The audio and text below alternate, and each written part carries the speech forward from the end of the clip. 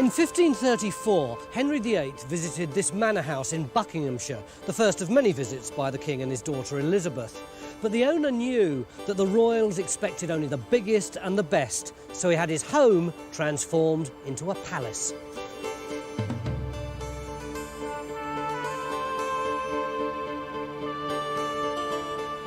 But magnificent though this Tudor building is, it's hardly big enough to support the king and his entourage of over 300 courtiers.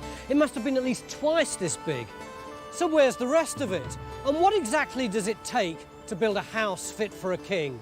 As usual, we've got just 3 days to find out. We've come to Chenies Manor at the invite of Elizabeth MacLeod Matthews, who's lived here since the 1950s. She and her late husband spent decades trying to decipher the house's complex history, with only partial success. And even the famed historian Nicholas Pevsner, who spent 50 years chronicling Britain's architectural heritage, found the building a mystery. He came in the 60s, and he came and had a leisurely tea and chatted to my husband about it. What did he think about it? He did mention, I think, that the brickwork was similar to the brickwork at Eton College, and that it was very, very early brick.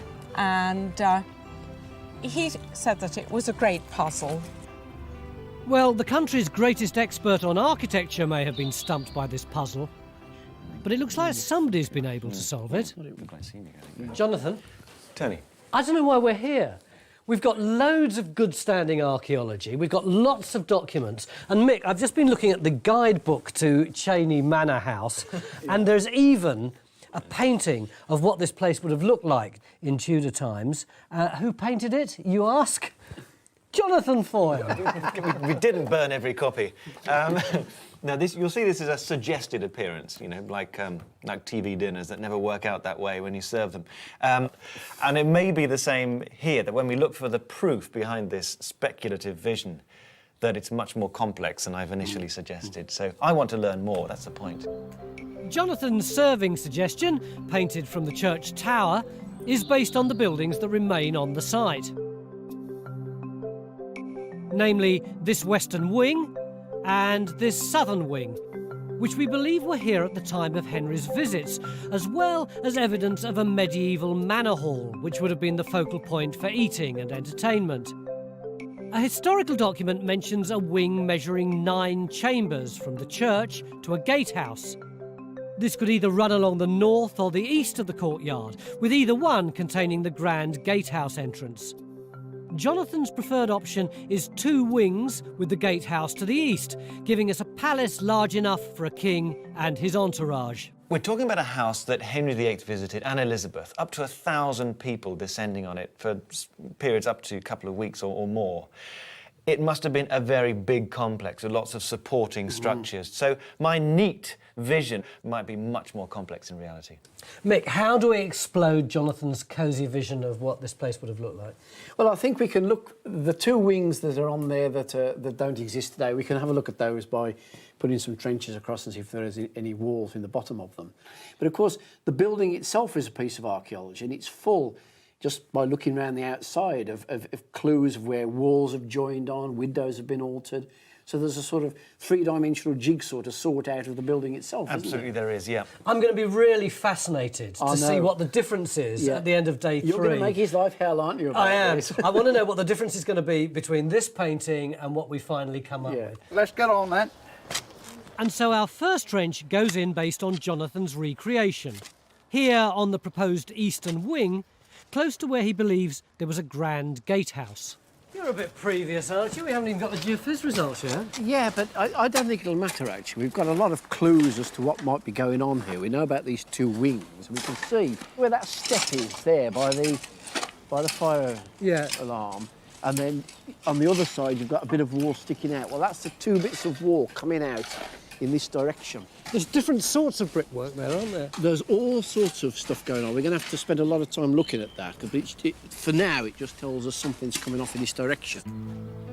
As well as rediscovering this structure and the rest of the palace, we hope to find out why much of this complex disappeared over the centuries.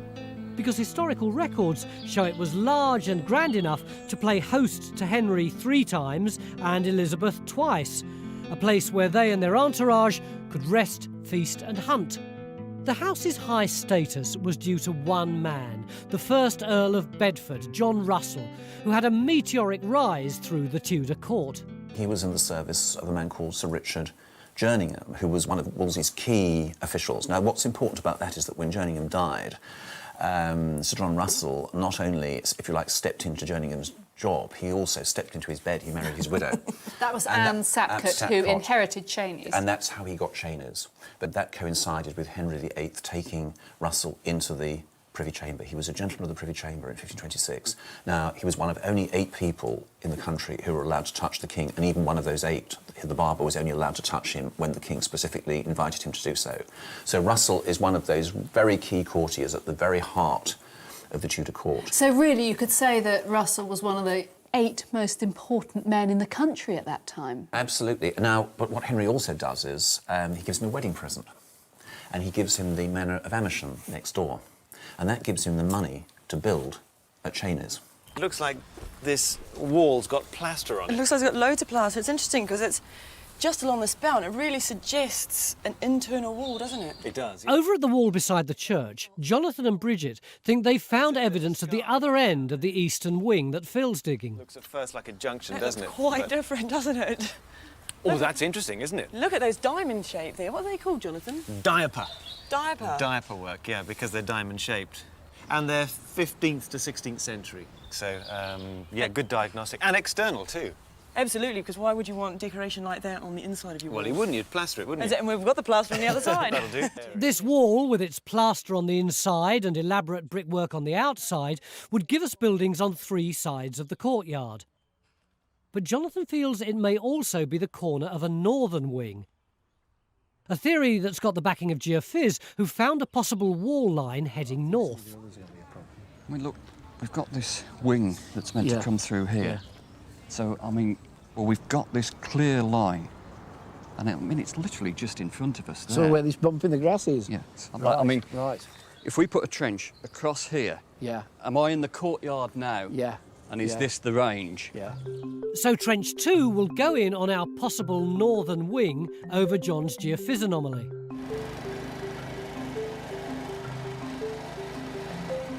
But the trenches are only part of our investigation, because we're using the whole house as an archaeological resource. We've got Mick the Dig taking dendro samples from all over the house to date its evolution. Frustratingly, there are no pictures of Chenies in its full Tudor glory. But Ray San, a trained architect before he took the Time Team shilling, thinks later illustrations of the manor may give some clues for his reconstruction. So when we got down here, we're on the lower floor now, the 6th lower chamber from the gate. You see the 7th lower chamber from the gate. And the house also has a fantastic document archive, including an inventory from 1585 that lists every possession room by room throughout the household. Valuable when trying to work out the exact layout of the house. Come and have a look at this. Oh, crikey, You yeah, see look at It that. looks like we've got... See that? There's a mortar surface there. Yeah. But at the end of the day, it's the holes in the ground that will confirm or sink Jonathan's theory. You must be inside a building. Hang on, why do you say that that's a floor? It's a laid mortar surface. It's very compact. It's evenly distributed. It's laid on these bits of these brick surface. It may have had a tiled floor actually on the top of it, which they lifted off. But what you're looking at is actual foundation surface for a floor, I think. And they've got something else over there, haven't they? Now this is really the good stuff.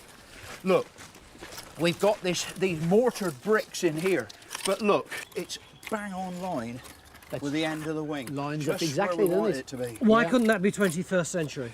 It could be. I mean, there's still a lot of demolition rubble about it, but that looks to me Tudorish.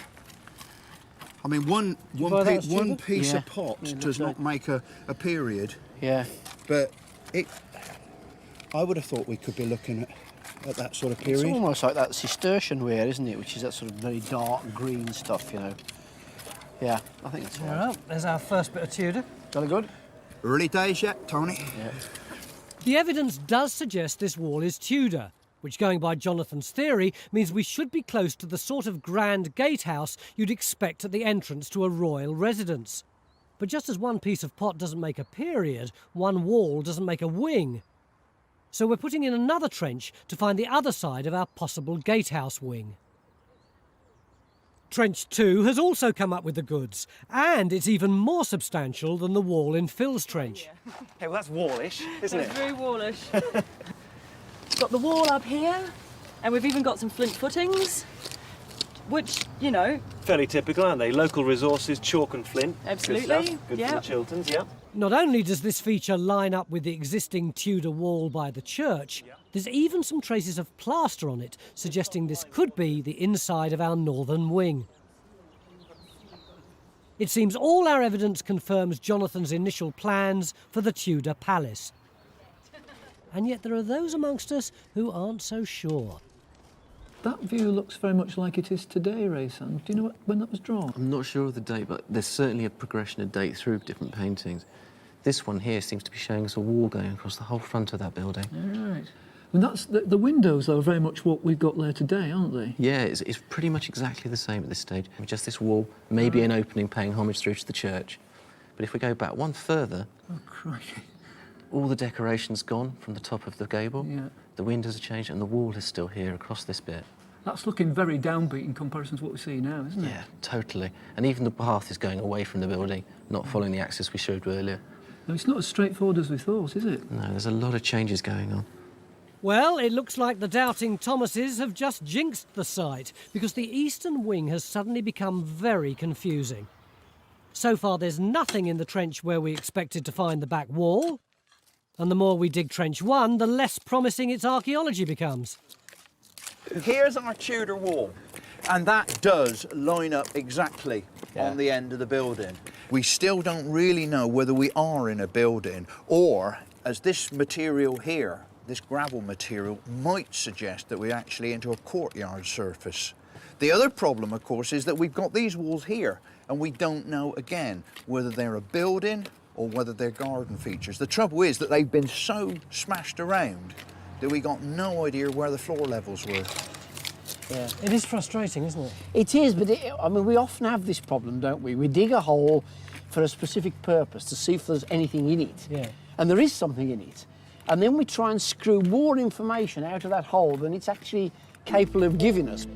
We're now also having problems with the archives. We're talking 60 rooms at least from this inventory, Yes, yeah. Housing 100 people regularly. Yes, indeed, yeah. And there's no way. A closer inspection of the 1585 inventory of the house reveals a complex of rooms that's too big to fit into our courtyard model. We know that there are 9 chambers from the church to the gatehouse in one direction. Do we know where the gatehouse was? Well, you see, this is all part of the confusion that's left by an incomplete record. Back at Phil's trench, we still can't find any evidence of another wall to make this a range. I'm just hoping this isn't all chopped out, because this looks like service rubble. Well, it may well be, but if we've got a foundation coming off of there, it's going to be in there. Raysan's got an explanation for this. Whether you can help me. It's just that it's one we don't want to hear. We've got the Tudor wall there coming off. Now, what we don't know is whether it's a building, a structure, or whether it's just a boundary wall. If we go back a little bit, what we're starting to see is a wall running flush, so it's more like a boundary wall. If we go back even further, it shows even clearer this strong wall all the way running across the front. It does suggest that that wall is no more than a boundary wall rather than a structure. Yeah, you can't really see any structures. It's still a bit confusing. It is, isn't it? I mean, I'd like a painting from the other side. That's You haven't got one of those? No, not at all. We just don't have any evidence here to back up Jonathan's original theory for a gatehouse. Although the wall may once have been part of a larger wooden structure, for example, a gallery leading to the church. But it does mean our straightforward plan for this site is unraveling in front of our eyes. In fact, I've noticed that even our nice posh southern wing doesn't seem that posh close up. Mick, this epitomises it for me. Look, fantastic great wall, Yeah. no window. Yeah. No window, no window, no window. About 24 chimneys, so loads of rooms. And this is on the south side of the building, which ought to have the windows in, looking out over bowling greens and stuff like that. It's like the rest of the house. It doesn't make much sense, does it? We're not going to solve it tonight, are we? I don't think so. We need to think a lot more about it and look at the plans, I think. We're going down the pub. Come on. Glass of red wine, I think. Join a thriving worldwide community of Time Team fans on Patreon. Our new target is to reach 15,000 worldwide supporters on Patreon by the end of 2025. This will enable us to continue expanding the Time Team world with more digs and greater access than ever before. Beginning of day 2, and yesterday it all seemed so easy. We were looking for the house in which Henry VIII stayed, and it ought to be on all 4 sides of this big rectangle. And fair enough, when we dug a trench here, we found a Tudor wall, except it is a bit of a jumble and we couldn't find a room associated with it. But then we found another Tudor wall in this trench here, although once again, as yet, there's no room with it. The problem is, then the archaeology started contradicting the architecture and the documents didn't fit in with the topography, and basically nobody can agree precisely where this flipping house is. One thing we are certain of, Jonathan's neat little picture of it is consigned to the dustbin of history. Jonathan, should we put this straight in the shredder? It could be time to go back up the tower, couldn't it? But not yet, because we still don't understand what was here. What do we do? We've got to look over this way because we do have Tudor walls standing just beyond this site, and we're taking our bearings from that. This is clearly in use through the Tudor period. And so, if we go to the other side of that wall, maybe there's something over there that tells us more. Sounds like an act of desperation to me. Hopefully this trench behind the garden wall will find the other side of the northern wing. But just to confuse matters, geophys have discovered these anomalies in the courtyard, suggesting 2 completely different shapes and sizes of that northern wing. And that means we'll need to dig 2 more trenches to test their results. And if that's not complicated enough, we seem to have lost the east wing entirely. The Archaeology and Archives now suggesting it was just a boundary wall. In the midst of all this contradiction and confusion, Stuart has been fertling around the site in his own inimitable fashion. And he now believes these massive earthworks to the north of the site could be the remains of the formal Tudor gardens. It's got mortar in it, hasn't it? Are there any bricks in it anywhere? There is a little bit further up. We've got brickwork.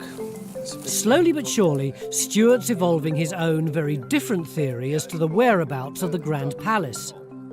And the records we have of Henry's visits here show it would have been very grand. It belonged to John Russell, one of the most powerful men in Tudor Britain. And it didn't just accommodate the king, but also his full entourage of 1,000 plus. The records show it was also at the very heart of a royal scandal. Henry was showing off Catherine Howard. She was his trophy wife. He wanted everybody to see her. I mean, the irony is, of course, that a week later, she is denounced for adultery. And in fact, there is also evidence in the National Archives that while at Chenies, she was engaged in a liaison with Thomas Culpeper. Oh, really? Actually, and here? Absolutely here, yes, because the evidence against her actually mentions Chenies. With the archaeology still not giving us any results, Stuart's decided to do his own subterranean exploration. There's a lot of myths attached to tunnels and manor houses and churches. People often think it's a tunnel between the two. But more often than not, these things are actually drains. But actually that's even more exciting in many ways because the drains connect different bits of the house and the stables and dairies and all that sort of thing. Right. So if you can work out where the drains went, you can often work out where buildings were even when those buildings have gone. The results Stuart and Henry come up with throw a very large spanner in the works because they reveal a finely engineered drainage system that goes nowhere near the courtyard, suggesting the main part of the Tudor palace isn't where we're digging. This appears to be backed up by the archaeology up top. The new trenches in the courtyard have revealed nothing more than a collection of garden features. And as for the trench in the orchard... Absolutely nothing here, Tony. When you say nothing, there's degrees of nothingness, aren't there? Nothing at all. Nullus. Oh, Lord. What we're tracing, of course, is a wall that has a return on it. What it means is simply it doesn't extend this far. It's not a range. What we were looking at yesterday is an outbuilding. This is not part of an enclosing courtyard. So, doesn't that completely throw the shape of the building that we're looking for? It may do. Well, we have standing buildings surrounding this area. There's certainly an enclosed area of buildings. What shape that is, I mean, God only knows. I'm certain that I don't. That's a starter. None of our options for the northern wing work, and yet we've got historical records that say it's there. There's no choice now but for the team to go back to the drawing board. I've got earthworks, landscape, maps and drains. They all seem to me to point in a slightly different direction to where we're hunting for the big house in Chenies Manor. You see, that strikes me as unlikely to be part of the court, the main courtroom somehow. If you're approaching from that direction, you're going to approach from the back end of the church. Yeah. That's going to be the first thing you see, the rear of it. Yeah. And why would you want to approach from the back of the church? It seems just to turn its back on everything. You want to celebrate this building.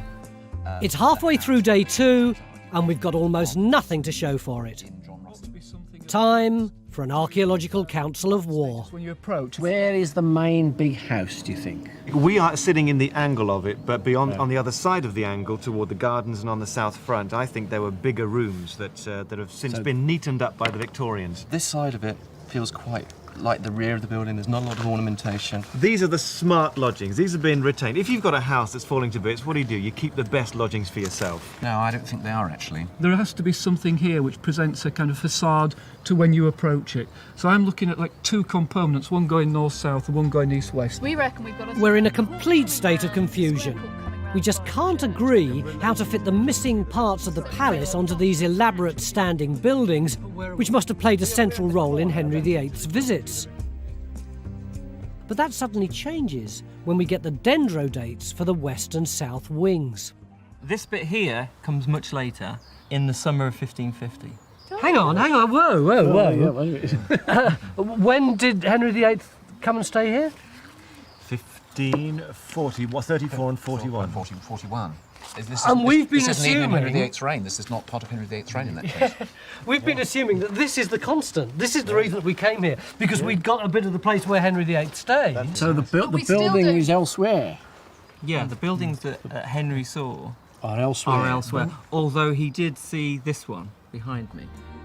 So this wing on which we've based so much of our digging strategy wasn't even built until after Henry VIII's death. And that means we can turn this dig on its head, distilling a new layout for the house. And this is it. With the main entrance to the west and a grand set of lodgings to the north overlooking terraced gardens, which is where our new trench will go in. Unfortunately, it's in the most inappropriate spot on the whole site, jammed in between a wall and our portable toilets. Ah, the glamour of archaeology.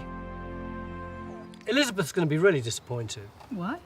Well, because she's always thought that this building that she lives in is where Henry VIII came to visit. She's told everybody that. She's got a guidebook and everything. No, but she's... I mean, look, you've got Queen Elizabeth comes and stays here for a month in 1570 and visits it repeatedly. She loves the old rambling house. We've got details about her secretary saying, it's not in a decent state for her to come and stay. You know, we've still got a Tudor monarch staying here.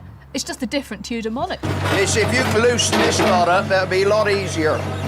Over at the portable toilets, it seems that the doubting Thomases were right. Within inches of the concrete surface, Phil's uncovered some tantalising remains. So what do you reckon then, Jonathan? Is it Tudor? Well, what I can say is this, that all the characteristics are there for it to be generically Tudor. I mean, it's inevitably difficult... What do you mean, generically Well, because each site has its own brick-firing clamps and, reuses material. It's set in soft lime mortar in the right way, the bricks are roughly the right size, and they seem to be making an English bond, which is the pattern of having the ends of the bricks all in a row, the sides all in a row, alternate, and they get fed up with that by about the middle of the 17th century, so it's good. It looks like we may be finally in the right place, but to be sure, we're going to have to move all our resources to the back of the house. But the royal appeal of Chenies would have been much more than just the accommodation. The rolling hills of Buckinghamshire were the perfect location for Henry's favourite pastime, hunting, particularly its most noble form, falconry.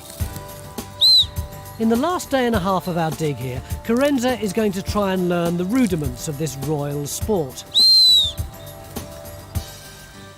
Just hold that there and should...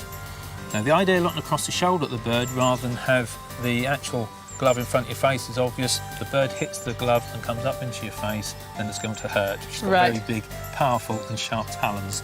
Right, so I just hold the chicken leg up. Oh wow, there Here she she comes. comes. And I like God, that's that as well. amazing. When this wild animal kind of swoops and lands on your hand. So it's That still is the most incredible. amazing feeling. But these birds were valued for more than just their inherent beauty. They were there to hunt and kill food for the dining table. And to be successful in her challenge, Carenza will have to learn to control a cold, calculating killing machine with a top speed of over 100 miles an hour. What you have to remember with the bird of prey is it's not a creature with emotions. So you can love it to death, but it will never return that back to you. They're not designed to have affection because they are obviously instinct creatures and they're born really to hunt, to survive. And you'll notice on her anklets, she's also got her bell. That's where that's attached. I know you can hear it all the time. What's the point of the bell? The bell is for when they've caught their prey, because they're not retrievers. They won't fly back and drop it at your feet, unfortunately. Their instinct is to drag it into a ditch or into a hedge and hide on it. So you have to listen out for the tinkling of that bell in order to find the dinner that's supposedly going on your master's dining table. This wall here, Phil, seems to be still running out. It almost looks like a bay window. You don't think Stuart could be right, do you? I wouldn't rule it out in this instance. I mean, it looks like, is that a join running along there? Yeah, it's a straight join there. So you've got the main wall coming along there, and then that bit going out there is actually tagged on. Yeah, and it's still running across there, so... Then I don't see why that shouldn't be a bay window. What you got there then, Dave? I've got this window glass on the side of the wall here. Well, that is, I mean, if ever you needed evidence, all this glass is coming by this big bay, isn't it? Yeah, I've got more of it. Could have been quite a view down here, I reckon. It seems that this unprepossessing farmyard is indeed the front of the building Henry VIII visited. But funnily enough, this glass is about the only find we've uncovered. For a site steeped in history, it's almost barren. I haven't exactly had my work cut out here, but we've got some 12th century cooking pot here, and another fragment there. And we have small amounts of 16th century pottery, and we have a few small lace ends, 2 normal size ones and 1 rather larger sort of medallion man lace end, and these would have been used instead of buttons. If you'd come here not knowing that this was a site where Henry VIII and Elizabeth I feasted, what would you think the site was, given the finds? I would have said it was a bog-standard medieval site. Where is the fine pottery and the fine glass and small finds like buckles and brooches and things like that? Where are they? Where's the buckles and brooches, mate? Somewhere else is the answer, isn't it? But I mean, we're not seeing the place that they're getting rid of the rubbish here. Obviously, that's going somewhere else. But it's so clean, isn't it? Yes, it is. Yes, if you think there's several hundred years here represented here, say 300 years. Yeah, and I think it's a social thing as well, isn't it? Where the Tudor sort of peasant living in his little cot might chuck it out of the door. But at this level, this is the top of society. Somebody's going to clean up after them, aren't they? Somebody's going to dispose of the stuff. It's not just going to get trampled into an earth floor, because they haven't got earth floors. But even without finds, there's one person who thinks he can explain what was going on in this courtyard. And surprisingly, it does tie in with our new plan for the site. What we've got here is the wall of a narrow range of buildings which led from the chapel at one end with the hall and the big house at that end. Why do you say a narrow range? Well, it's like a corridor, because this being one side of it, we're on the outside, that's on the inside, and where that wall is there... This one here? Yeah, that's on top of what we think might be a Tudor wall underneath. We can't prove, that's speculation, but we haven't found any evidence of any buildings over there. If I try it on here for you. Hang on, where are we? We're stood about here at the moment. Yeah. What we seem to have is a wall that came off the end of there to close a courtyard. And here we have a corridor, a narrow corridor range coming down here to join the chapel there. Yeah. That would link into where the hall was, there. And then coming off from there would be this big fine building that we've been looking for. This is the bit that connects the big smart house with the chapel at this end. It might not be as glamorous as we'd expected, but this narrow range is the one that features in the 1585 inventory, running from the church to the grand building Phil's digging. Overall, our new design for the site is shaping up as something more impressive than we could ever have imagined. You invited us here in all good faith to help illustrate the story of Henry VIII and your house, and now we've turned the whole story upside down. How do you feel about that? I think it's rather fascinating, actually. I think it's wonderful. A really big change, isn't it? I bet you never thought that the key to this whole site would be this rather unprepossessing area between the wall and the loom. Never. Absolutely never. And it is. It's fascinating, isn't it? What have you got, Phil? Well, it is just amazing. And we've got this massive piece of Tudor masonry, beautiful bow window actually tagged onto it, with superbly fine, thin glass from the window, and then this lovely little drain running inside the building. I mean, tomorrow, that's where I want to be, inside, actually in the building, try and find out what the building was used for and who might have lived there. End of day 2, and there's been a sea change in our understanding of the site. And the very good news is that everyone now agrees on the same plan, and this is it. This tiny yellow bit here represents the trench that we've just been looking at, and the idea is that it's part of a huge range, this salmon pink thing, around which there is a lot of other buildings, which are a very long way away from where we are originally looking. And tomorrow, we'll see if they're right. If you'd like to see more episodes like this, you can make it happen. Our new target is to reach 15,000 worldwide supporters on Patreon by the end of 2025.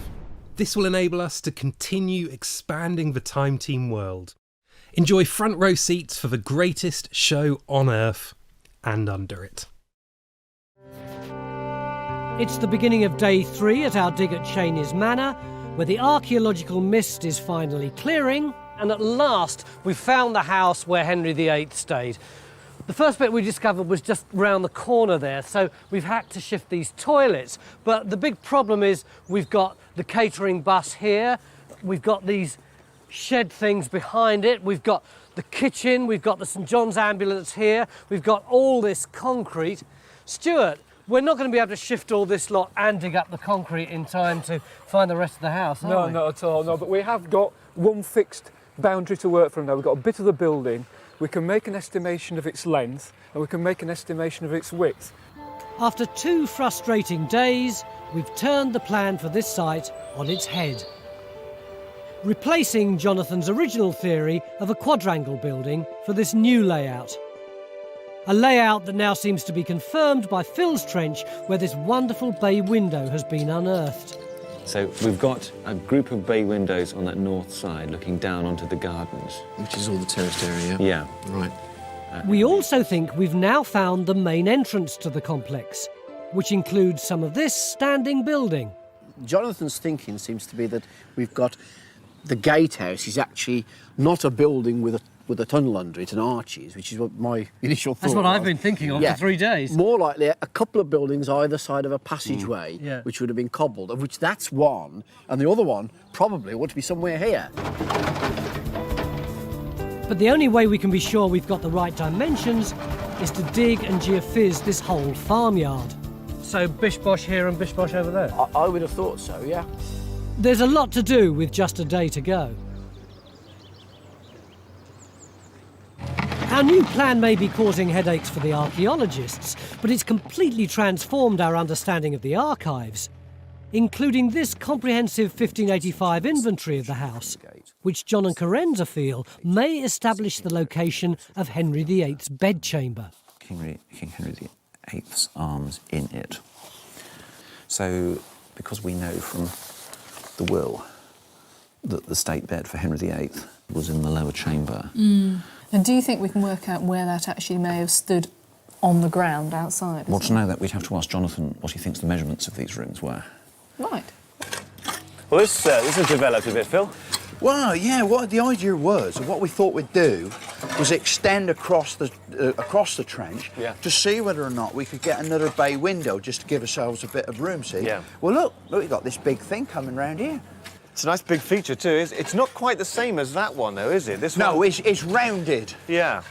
No, I reckon it might be actually. See that brickwork down the centre? Yeah. If that is, a deliberate wall, it's typical of a garderobe. And if you find organic deposits around the side, I mean, it could be a loo, Could be. It's the right sort of human frame for it. That's a lure. This is the piece of equipment that we have to try and teach you to use. It's basically dummy prey. Carenza's now halfway through her introduction to that essential royal Tudor pastime, falconry. And onto this we tie a piece of food, which is obviously the bait for the bird. And the idea is to try and present this lure to the bird in flight, teaching it to chase the prey as it would naturally in the wild. So what you're doing is you're swinging it forwards, up and over. Right. So She now has a couple of hours to master the art of controlling a bird of prey as it attempts to rip the bait from her hand. So then you're presenting the lure forwards, stepping round and keep the momentum swinging. And that's the point at which the bird has gone like that, The bird and you've will moved have the lure away. glanced past you and gone off again. Okay, so it's round, round, forward, round, and oops, sorry. Yes. Oh, wow, Very that wasn't good. too bad, Yeah, actually, you was got it. I think it's going to need a lot of practice, isn't it? It's learning to control something that's very easily out of control. Well, it's all right, I get hit myself in the face with a lure, it's one thing. If I get hit in the face with a bird, it's a bit different, Well, isn't exactly. After the thrill of the archaeology in Phil's Trench, our new targets at the rear of the Grand Lodgings and in the Gatehouse area have produced disappointing results. Still got the chalk, the flint, and a mix of bricks within it. So it really does look like just a sort of a demolition or a sub-base kind of fill. We're straight down onto this very gravelly, almost natural type stuff. It's natural there. It's quite dirty here and totally sterile. There's no bits of CBM. It looks terrible stuff to dig. It is a pain, I can tell you that now. But I'm having it. But just because we haven't found it doesn't mean it wasn't there. Henry, the one thing we desperately need to know at the moment is the difference in height between this chalk and flint surface in here and the walls in Phil's Trench. All right, see if it's the same foundation layer. Yeah, See where you are. OK, well, I've already taken points over there, so if I take a point in front of the bridge. Please, Excuse me, if you bridge. would, yeah. Can I squeeze in? Yeah, and I can compare the two and see what the difference is. So that's about 45 centimetres lower here. So this is that much lower than Phil's That's walls. Quite a bit lower. It is, That isn't it? almost suggests sort of got horizontal truncation. And What does that mean, horizontal truncation? Someone's come along with a big fish slice and gone right, spliced off the top. The modern farmyards destroyed much of the foundations of the palace, but there are still enough clues, including the Tudor remnants in this building, to keep the archaeologists happy. What about your gatehouse and what was supposed to be going on around this area? Well, I mean, that structure there, I mean, is much altered. But if that's the site of the gatehouse, not a typical building with an arch through it, but two flanking buildings with a gate in between. Sort of like lodges with a gate. Yeah, I see no reason why all the stuff that's going on outside it, a track up from the woods, actually doesn't have much evidence for building on. I don't see why it should. So you don't want to alter your sort of suggestions of the layout? I think there's now too much evidence for the approach from this direction to question that on the basis of finding natural under a later soil. There's only so many places in this farmyard we can dig, and it's becoming clear that they're not going to yield any archaeology. But all is not lost.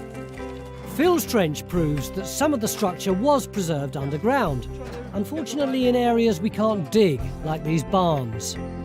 Bridget, can you see? We've got a bit of a problem with these trees. Get the clippers out there. But we can geophys. So Stuart's now measuring out the plan for the accommodation block on the ground, which John can then survey for any surviving archaeology. Is this really how hawks would have been carried in Tudor times? Yes, this is the cadge, the forerunner of the Range Rover. The cadge? And this is where we get these wonderful sayings to cadge a lift and the old codger, because someone that carried the birds, if he had a few grey hairs, he'd actually be known as an old codger. So we get these lovely phrases from this frame. Oh, Codger, got the birds with you? I've got the birds, thank you. What are you going to do? Well, we've only been practicing this morning, so I'm not sure it's probably the answer. We haven't tried this with the actual birds at all yet, but hopefully we'll be able to sort of fly the birds around and get them to come to the lure and fly past me, and it'll all look wonderful. She's very alert. Yep, she knows Carenza is the person to watch already, so we'll just keep an eye on her. Keep turning to face her all the time. OK, Carenza, start swinging. She's a good distance away. Prepare to pass. And pass. Well done! Fantastic. Tony, if we come around the other side. Yeah. Wow. Good girl. Blimey. What we're trying to do is keep well out of reach. OK, here she comes again. Prepare to pass, pass. Well done, fantastic. Okay, start swinging. We'll try and call her back over, and I think we'll try and give her her reward. Okay. Now, swinging nice and fast. Get ready to throw up. And now. Yes! Well done. Well done. Was it scary? It was very exciting. Yeah. It's such a split second between knowing whether it's going to work or not that you don't really have time to be scared. But that moment when I actually pulled it away fast enough and she went past was just fantastic. You can see why it might have been so attractive to the Tudors. It's very modern, all that speed and turning. It's like motorbikes or cars. I mean, my heart's going dum, dum, dum, dum, dum, dum, dum, dum. It's exhilarating, isn't it? It really is, yeah. That's Thrill of the chase, that's what it's all about. This is a cracking piece of archaeology, isn't it? Thank you, Mick. It really is. Do we understand it now? I think we actually do. I think what you're looking at here is the front facade of the Royal Lodges. We think it's actually built in probably two phases. They put up one skin of bricks and then added. But the most obvious thing are these two bay windows, one there and one over there, which they've actually added on to the front of the building. So it's got a whole series of glass windows up the front of it. It really shows how important this is. And we checked this out. It could have been a garderobe. Turns out that, in fact, it is just a massive bay window. Yeah, we've had glass out of here as well. Oh, so right. Anyway, once we come into the building, we've got a room on that side and a room on that side. So a partition wall down the middle. Well, it's more than a partition. Look at the size of it. Look at the foundations. It's big as the outer wall, isn't it? And you see here, look, you see we've got a whole series of these little niches cut into that wall. Now, I reckon that's where the flooring joist would have been. So if you allow for the flooring joist and allow for the floorboards on the top, I reckon that floor level is about here and you would have looked out down over the valley. So it would work out to be about 30 foot in depth, and I mean, you could say it is literally palatial. We may not have found a Tudor ensuite bathroom, but these remains show the sheer scale of the apartments that would have greeted the royal entourage. This new layout has got one final treat in store for us. After careful measurement and cross-referencing with the 1585 inventory, it seems we may have stumbled across the bedchamber of a certain Henry VIII. By 1541, when Henry came here, he had a badly ulcerated leg and he wasn't as mobile. And in fact, he would have stayed in this building on the ground floor, not the first floor, as a monarch would normally have done. Where's that? Well, we think that because when Henry VIII's bed was actually given away by the second Earl of Bedford in 1585, it was actually on the lower floor, in the lower chamber. Now, the royal bed was absolutely huge. You didn't just bring it into the room, it was probably built inside the room and wouldn't go out through the door. It's bizarre, isn't it, that we're in this old bus, and yet at some time in history, King Henry VIII might have been just here, gazing out into the garden with his suppurated leg. Well, I think that's entirely possible. And this would have been just one small part of the fair lodgings that Sir John Russell had built for his royal visitors. Because wedged between the dining bus and the portable toilets, geophys have been able to confirm Stuart's suggested extent of the missing Tudor range. As we get up to the line, there's a definite response where the front wall is. Anything? Yeah, pretty much where they put the marker. We've not done that much radar on a site before, have we? As far as I can remember. And I'd be happy not to do it again. Look, key points. Yeah. There in the shed where you sent us, we've got a clear demarcation there. Right. And that lines up perfectly. Oh, excellent. That's with the Phil's walls excavation in Phil's walls, trench going through there. Possible back wall at that point there, running through. Just this side of the bus. Under the concrete. So if we hadn't have parked the dining bus there, we might have been able to have a look at it. And if they hadn't been concrete. And it hadn't been concrete, right. But at least it's given us a width for the building. It's brilliant, isn't it? These results fill in the unknowns on our plan, giving us a wing that was 30 feet at its widest and ran from the gatehouse all the way to the church. It's the final bit of evidence Jonathan needs. This array of buildings we've got with the glass looking down onto the gardens, and where we started with this courtyard, we still have that. We still have the hall there and the lodgings. Yeah. What we've discovered since is a building something like 6 times the size of the one we started off with, and is now looking much more like a small town. And yet all that now remains of this grand palace is a beautiful fraction of its former glory. John, we've got this picture now, this vast complex of buildings here in Tudor times, but they're not here. They've gone. Where did they go? Well, in 1627, the family here simply upped sticks and moved to Woburn. They were in financial difficulties. They had 3 houses in this area, so they simply left this one, and Woburn was their best house. So then a tenant farmer came in here and simply farmed the land, but he didn't need all this huge house. So he moved into the older house over there. The state apartments became derelict, and this house was used simply for storage. Is that it? It's a rather sad story, isn't it? No, but there's more to it, because we know, in fact, that the state apartments were becoming derelict. They decided to remove the valuable glass, and there's a reason for that, which also explains why there are no windows in this wall. The big mystery. The big mystery, because in 1747, Parliament decided that it would extend the window tax, one of the big, sort of special stealth taxes of the day. And so the tenant farmer simply wrote to the Bedford Estate Office and said, well, fill in as many windows as possible. So out of 100 windows, they filled in 60. And of course, by that time, the Russells have built this wing, and we know that now from the Dendro dates. So this may well have been the bit they were really concentrating on. The state apartments were starting to be a bit expensive. So maybe when that came in, instead of just blocking up the windows, well, bother it, we'll just pull a whole lot down and we won't pay any tax at all. Elizabeth, I'm ever so sorry. You're going to have to rewrite your guidebook. Am I? Yeah, it is so different from how you thought. Really? Isn't that interesting? Well, you say, Goodness. oh, isn't that interesting, but don't you feel a sense of loss? Well, I suppose I do, really, yes. But, oh, Henry wasn't in your part of the house at all. No, that is sad. But the real story is, I think, much more interesting and more dramatic, really, than what was thought before.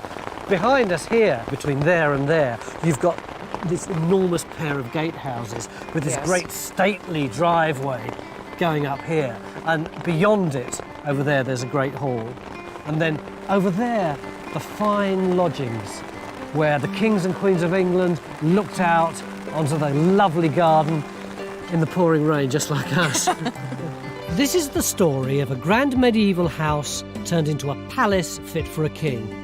Its facade further embellished with modish and very impressive bay windows by the time of Queen Elizabeth's month-long stay in 1570. And dendro dating shows that by this time they'd also added another wing to the south of the complex. In every respect, this house reflects the very pinnacle of the power and wealth of the Earls of Bedford, its Tudor owners.